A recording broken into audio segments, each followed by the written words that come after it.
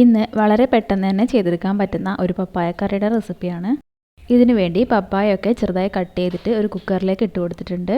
ഞാൻ ചെറിയൊരു പപ്പായയുടെ പകുതിയാണ് എടുത്തത്. പിന്നെ ഇതിലേക്ക് 1/4 ടീസ്പൂൺ മഞ്ഞൾപ്പൊടിയും ആവശ്യത്തിന് ഉപ്പും ആവശ്യത്തിന് വെള്ളവും ചേർത്ത് ഒന്ന് കുക്ക് ചെയ്തെടുക്കണം. പപ്പായൊക്കെ പെട്ടെന്ന് തന്നെ വെന്ത് കിട്ടിക്കോളും.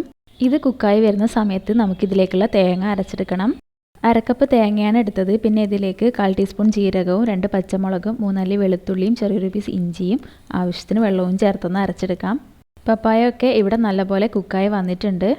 ഈ സമയത്ത് നമുക്ക് അരച്ച് വെച്ച തേങ്ങ ചേർത്ത് കൊടുക്കണം. പിന്നെ തേങ്ങ അരച്ച മിക്സിയുടെ ജാറിലേക്ക് കുറച്ച് വെള്ളം ഒഴിച്ച് കൊടുത്തിട്ട് അതും ചേർത്ത് കൊടുക്കുന്നുണ്ട്. പിന്നെ ഇത് നല്ലപോലെ ഒന്ന് മിക്സ് ചെയ്ത് കൊടുക്കാം. പിന്നെ ഇതിലേക്ക് കുറച്ച് പുളിവെള്ളം ചേർത്ത് കൊടുക്കുന്നുണ്ട്. ഞാൻ ചെറിയൊരു പീസ് പുളിയാണ് എടുത്തത്. വീണ്ടും നല്ലപോലെ ഒന്ന് മിക്സ് ചെയ്ത് കൊടുക്കാം. ഈ സമയത്ത് ഉപ്പൊക്കെ നോക്കി ആവശ്യത്തിന് ചേർത്ത് കൊടുക്കണം. ഇതിനി നല്ലപോലെ ഒന്ന് തിളച്ച് വരണം. ഇത് നല്ലപോലെ തിളച്ച് ഒന്ന് കുറുകി വന്നിട്ടുണ്ട്. ഇനി നമുക്ക് സ്റ്റൗ ഓഫ് ചെയ്ത് കൊടുക്കാം. പിന്നെ ഇതിലേക്ക് കടുക് താളിച്ച് ചേർക്കണം.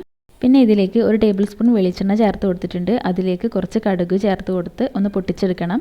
കടുകൊക്കെ പൊട്ടി വരുമ്പോൾ ഇതിലേക്ക് 2 വറ്റൽമുളകും കുറച്ച് കറിവേപ്പിലയും ചേർത്ത് കൊടുക്കാം. ഒന്ന് മിക്സ് ചെയ്തതിന് ശേഷം ഇത് കറിയിലേക്ക് ചേർത്ത് കൊടുക്കാം. പപ്പായ കറി ഇവിടെ റെഡി ആയിട്ടുണ്ട്. എല്ലാവരും ഒന്ന് ട്രൈ ചെയ്ത് നോക്കണം. വീഡിയോ ഇഷ്ടപ്പെട്ടാൽ ലൈക്ക് ചെയ്യാനും സബ്സ്ക്രൈബ് ചെയ്യാനും മറക്കരുത്.